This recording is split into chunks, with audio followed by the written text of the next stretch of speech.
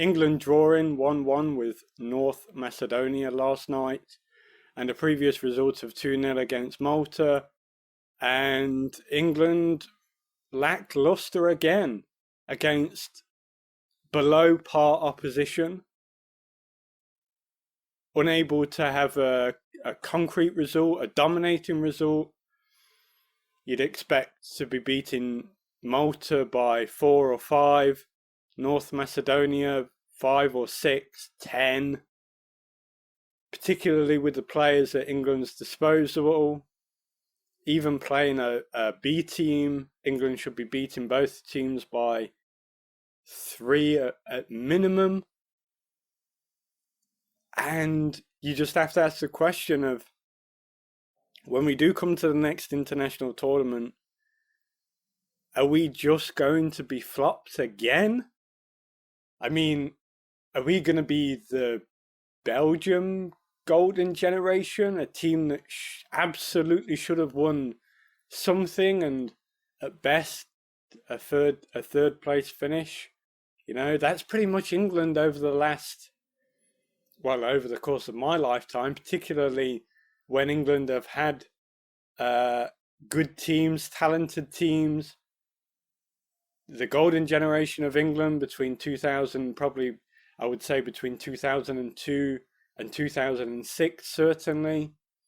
But even previous to that, in 96 and 98, something should have been achieved in those years.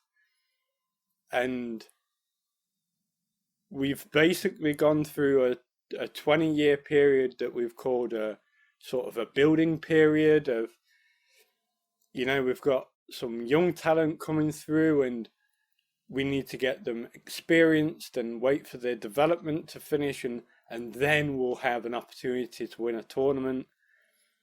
And obviously England got to a final quite recently. Should have won it, didn't. Got to a semi-final quite recently, probably should have won that, didn't. And I think that there's got to be question marks surrounding Gareth Southgate. He's quite clearly not a talented manager. I think that he has the job because he's a nice guy. He's well spoken. He probably has the correct political opinions. He looks good, dressed smartly in a suit. He represents the badge sort of with his presentation very well. But I think that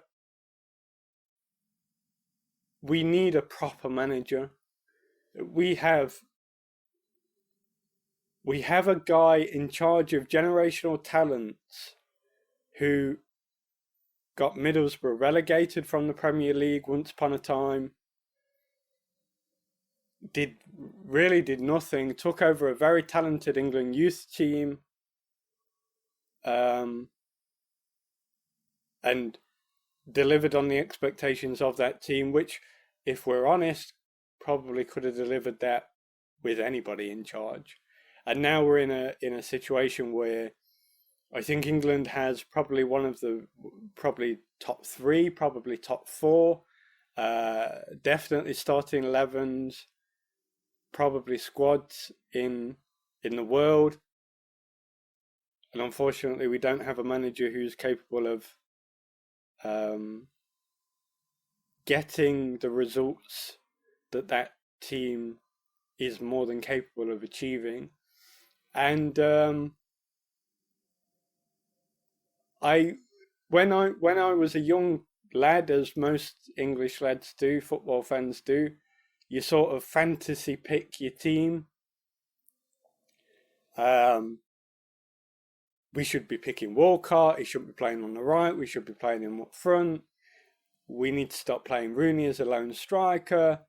These are conversations that probably everybody had once upon a time with regard to the England team. And so I have fantasy picked an 11 to play not necessarily against the biggest teams in the world, but definitely to play against teams like North Macedonia, San Marino, the teams that England should be beaten by many, many goals. So let's have a look at the formation. So I've gone with a 3-4-3 formation, which is a diamond midfield. And I'm sure that you're probably shocked at the playing three at the back. I'm sure you're wondering, like, how do you get in? Well, you need to get in Kyle Walker. He's the best right back in the world, or one of the best right backs in the world. You couldn't possibly leave him out. Where's Maguire? Are you playing Maguire in a 3 and dropping Walker, dropping Shaw, dropping all of the players that we would expect to play? And the reality is no, I've dropped Maguire. I don't think Maguire is good enough to play for England. I don't think Maguire is even good enough to be playing for Manchester United. And Manchester United are quite possibly the new Banter FC. So Harry Maguire doesn't make it. Neither does Luke Shaw. And obviously this team is picked based on if all players were available. So obviously in goal I've gone for Pickford.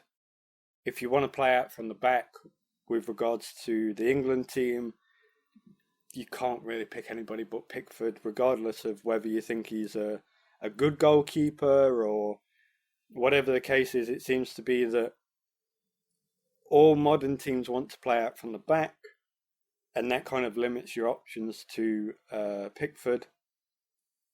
And then in my 3, in the central role is John Stones. Really, I'm asking him to be sort of the main centre-back, the sort of leader in that back line. And based on what I've seen from John Stones previously at Manchester City, I think he's more than capable of doing that. And then what's probably going to surprise most people is that either side of John Stones, on the left-hand side, I've picked Kieran Trippier, who is not a centre-back and not a left-sided player. And this is probably where this lineup loses complete credibility, but just stick with me for just 1 minute. So Trippier, obviously, he plays on the right-hand side. He's a right wing-back / right back. And he's a very talented right back / right wing-back. He's very able to fulfill lots of different roles. And for England, he has played left back / left wing back. I think that he's versatile enough to play on that side, particularly with the guidance from John Stones, who, as I said before, I am requiring to be the leader of that back line, to guide that back line in areas where obviously there's going to be issues of inexperience playing in a 3 for Trippier, playing in that back 3. But he's a very versatile player. He's a very technical player. Obviously, Newcastle, they also like to play out from the back, and so he has the ball playing ability to do so. He has a passing range to do so. And most importantly, Trippier, he's very disciplined. He has a lot of experience. He has experience playing not only in the Premier League, but obviously abroad when he was at Atletico Madrid.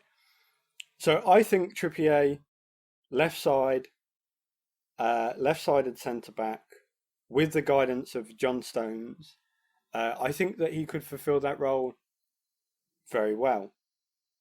On the right side is Kyle Walker, and obviously Kyle Walker is a right back, right wing back, but he has played on the right side of a 3 before. He's done it at Manchester City. He may have done it a few times for England. And Kyle Walker, like Trippier, is very versatile, very reliable, very good on the ball for playing out from the back. a very good passer of the ball. But not only that, but Kyle Walker is an unbelievable athlete. This guy has an unreal acceleration and sprint speed, and he is disciplined and reliable enough to play that role against teams who who don't have the ability to punish England for the mistakes that will likely be made playing a back three with two wing backs as centre backs. In front of them, I've gone with Declan Rice for obvious reasons. The guy's unreal. He's probably of the best sitting midfielders in the world. Unreal discipline. He brings so much balance to the team. Great passer of the ball. He's got a goal in him. This guy is just... with all the praise that he gets, I think that he's probably underrated as well. Then in the central positions of the diamond, in terms of in the middle of the field, on the left hand side, I couldn't choose between Maddison and Foden. I think it really depends on who you're playing against, because obviously Foden has more experience playing in a more central role. Maddison's obviously an attacking midfielder. So it really depends on like the team that you're playing against and what you want to permit that permission to be able to do. I think that if you want the more attacking edge, you go with Maddison. I think if you want a more disciplined kind of, let's control the game, let's get on the ball a bit more, I think you go with Foden. Both unreal players. Foden, one of the more naturally able players that you'll see, possibly one of the more naturally able players that England has ever produced, and still so young as well. This guy has 10 years ahead of him in terms of competitive football. On the other side of that is Trent Alexander-Arnold. He's playing obviously on the right side of that diamond, slightly tucked in, obviously. And Trent Alexander-Arnold, he is pivotal to the way that this team will play, and we'll go through that later as we go on.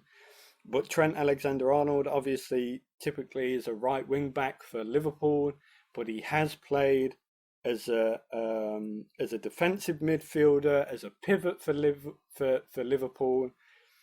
Great on the ball, great passing range, gives you something different, and as we'll go through, is key to the tactical methods of this team. Ahead of them in the attacking midfield position is Jude Bellingham. This guy is the best midfielder in the world right now. He is unreal. The talent that this kid has, and again, he's so young. You're going to see him for the next 10 years. And potentially, you know, people have talked for the last, 3 or 4 years about Haaland and Mbappe, and they're going to be sort of the new Ronaldo and Messi rivalry, and they're going to go back and forth with the Ballon d'Or. Nah.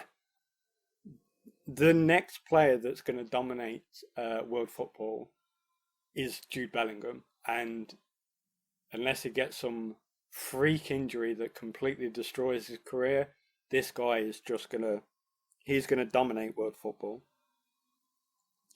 We're playing with the two wingers. On the left hand side is Jack Grealish. Jack Grealish he's basically this generation's Beckham, isn't he? He's a different type of player, but he has that kind of that allure about him, that sort of glamour about him, that sort of boyishness about him that I think that the England team has been missing for quite a long time. That kind of untangible that Jack Grealish kind of brings to a team. Obviously, treble winner with Foden and Stones and Walker.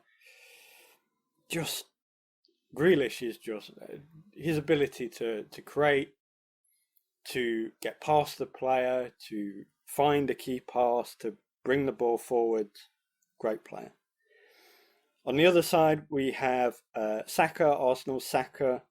You can't leave this guy out. He's probably maybe the best right winger in the Premier League after Salah. I mean, the guy's just unreal for Arsenal, and pretty much alongside Rice gets that team ticking. Creative player, grabs a goal. Saka just, I mean, I don't have to justify putting this guy in the team. That's how good he is. And then up top is Harry Kane, best striker in the world. Very complete player as well, can drop in, offer the short ball, play it off, create something for other players. Great target man. The guy's just a complete forward. He's unreal. So that's the mainstay of the team. That's the formation, the players in the team, and I just want to show you like how versatile this team is with regards to the players and the different formations that it's capable of producing as well. It's capable of producing a 3-5-2. So the back three remains the same. Grealish drops back. Foden, Rice, and Trent Alexander-Arnold, they become a flat three, and then Saka sits in on the right-hand side. You probably have Bellingham drop in and play as a deep lying forward, and then Kane up top as the target man. It can also turn into a 3-2-2-3, which is basically the same as the 3-4-3, but we have Trent Alexander-Arnold drop back alongside Rice, playing as the pivot. We push Bellingham slightly further up, so he plays as a sort of an attacking deep line forward again. Maddison or Foden drop off into that centre midfield sort of position, and then the front three remains the same as the 3-4-3. So sort of lots of tactical versatility in this team with regard to the formation. So let's have a look at defensively how this team would set up. So this team, obviously, when we give a formation, teams don't actually play in that formation at all. It's very rare that you'll see them line up in that formation, but it's an approximation.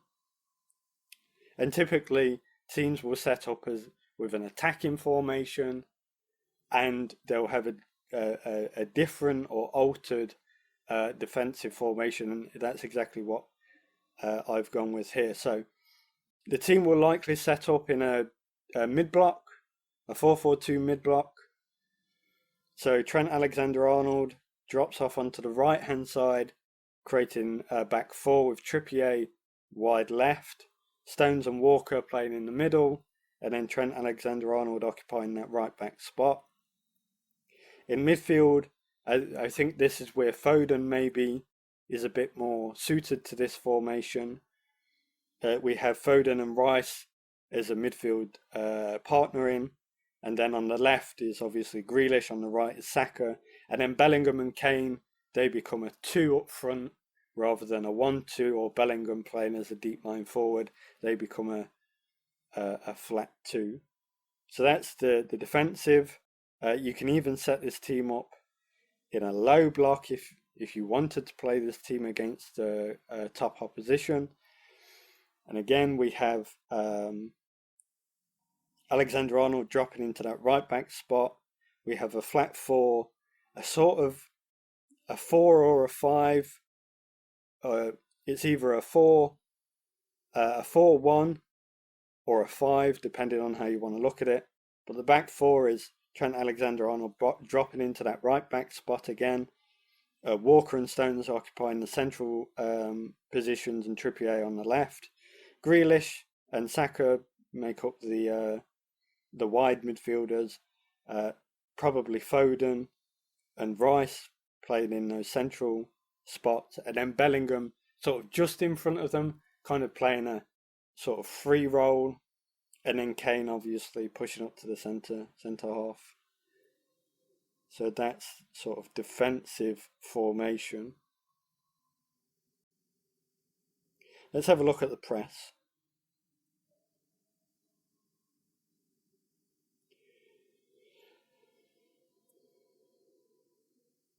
So we have the opposing team are the red dots. We have the team set up as a mid block, that 4-4-2 mid block, and the yellow dot is the ball. So we're playing as a mid block.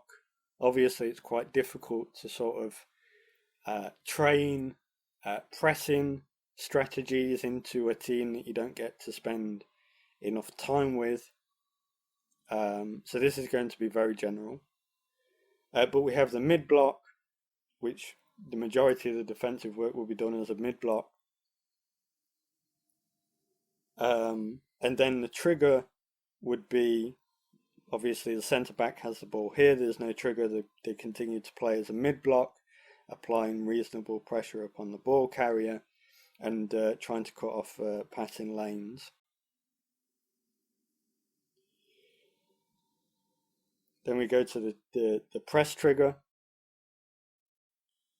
which is when the wingers or the wing backs receive the ball. Obviously, when the ball is on the wing, there are less short distance passing opportunities because you can't play, because the player can't play to their right. In this situation, the right back has the ball. The arrows indicate who each player will press and to try to win the ball back. So that's the press trigger. And I think just based on what I've seen of England, I think that I probably put more thought into this than Gareth Southgate does. Okay, so looking at playing out from the back, and I think this is where this team sort of thrives, because I have Trent Alexander-Arnold in that midfield diamond. And this is why I've played him in midfield. I thought it was really important to get Trent Alexander-Arnold into that team. Obviously, he can offer defensive. He can offer defensive qualities, dropping into play in that right wing back or right back role when required. But also because he is so technically gifted for a right back, right wing back player. And he is capable of playing that sort of defensive midfield pivot role, which Rice, one of the qualities that he does lack is that he's not great as a pivot.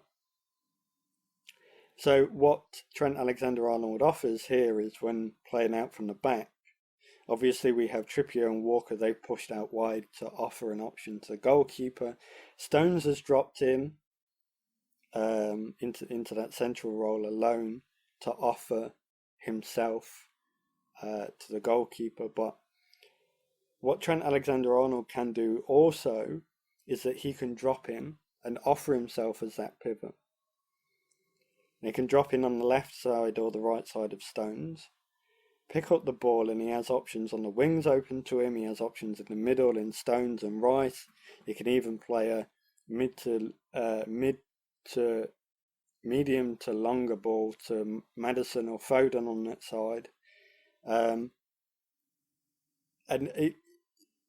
Trent Alexander-Arnold offers this because of his technical qualities, because of his abilities on the ball, and because of his passing range, that he offers the ability to both dominate midfield and dominate defensively, because he's basically a midfielder who plays in a more defensive role, although they say that his defensive qualities aren't as good as his offensive qualities. But I think that just speaks to just how much quality he offers on the attack. But he offers that option of dominating the midfield through numbers and quality, but also the versatility to play on that right side to fill in where required, and to be this to play in this pivot role, to pick up the ball from the goalkeeper, turn, play a pass off, turn, play a run, make a run up carry the ball out of defence, etc., etc. All of the things basically that people thought that Rio Ferdinand would be.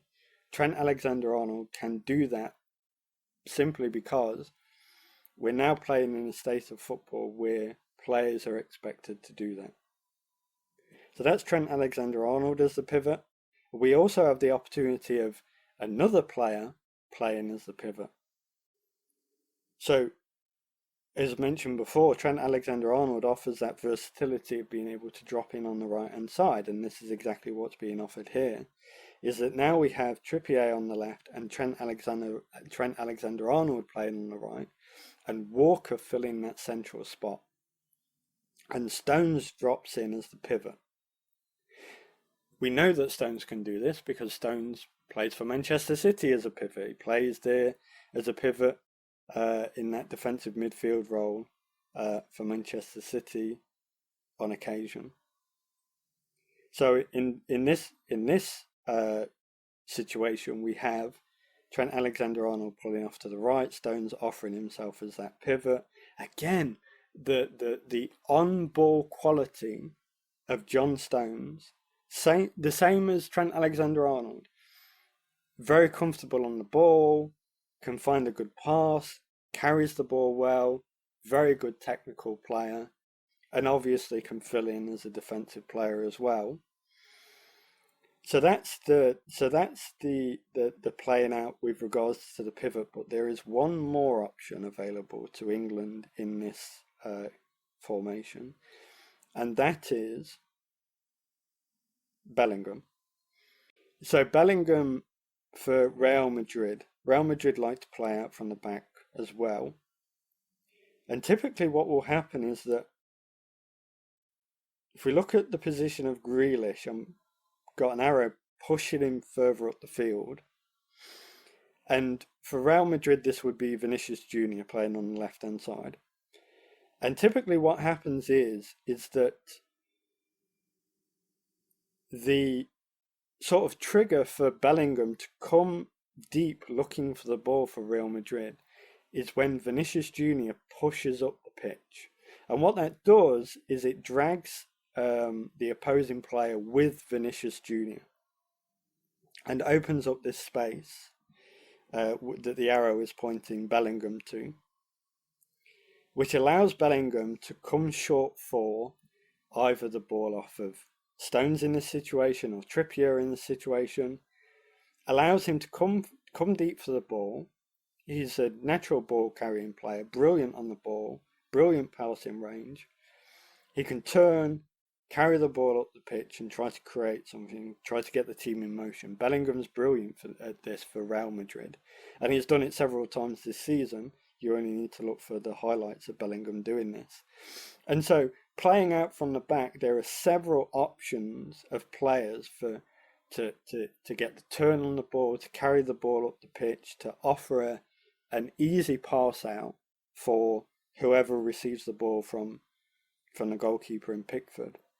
So that's how I would have them playing out from the back. There's one more thing that I think that is interesting for this. So, as I mentioned before, Trent Alexander-Arnold is really the most important piece to this system, and he offers something once more that in an attacking situation where the opposing team are playing a low block, and they can be quite difficult to break down. And one of the issues with this team is that because there are no wing backs supporting the wingers, because there is no there's no right back and right midfield partnership, that doesn't exist in this. It can obviously struggle with lacking width. And one of the things that Trent Alexander-Arnold can offer, playing on the the right side of a midfield two with him and either Foden and Maddison is that he can look to get out wide, offer support to Saka, either on the overlap as drawn in here when potentially Saka looks to come inside. Alexander-Arnold can pull that defender away from Saka so that Saka can dip inside and potentially get a shot away or get a cross in with the left foot. Alexander-Arnold can offer that overlap and potentially receive that pass from Saka, whip the ball into the box and create opportunities. Or another opportunity that Trent Alexander-Arnold can offer is that he can actually drop deep from Saka and spray balls into the box from depth. So I think that's an interesting option for England, particularly playing against lesser teams, where potentially you'd want to smash 6 by them, get your confidence up, get your good players, give them a good runabout, get the attacking players sort of comfortable with each other, build relationships with each other, rather than these dross 2-0 wins against Malta and 1-1 draw against North Macedonia, and then cheering, yay, yay, we made it through the group, yay. We should have. And we should have smashed every team in that group. 2, 3, 4, 5. And I think it's due to the quality of the manager that England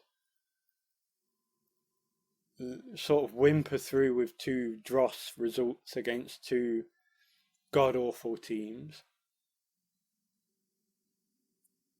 Anyways, that's my thoughts on that.